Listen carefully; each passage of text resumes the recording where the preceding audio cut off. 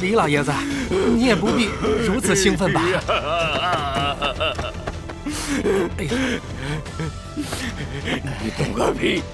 谁兴奋了啊？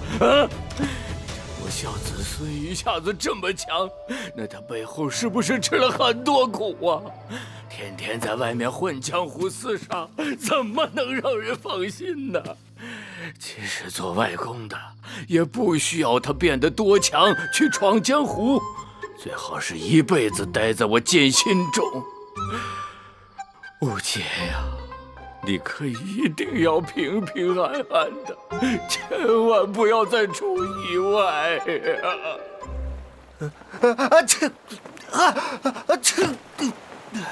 海风吹多了，伤风了？不知道，总感觉有人在念着我。想来是我的家人们想我了吧？打喷嚏这事可有个说法，一声响，二声骂。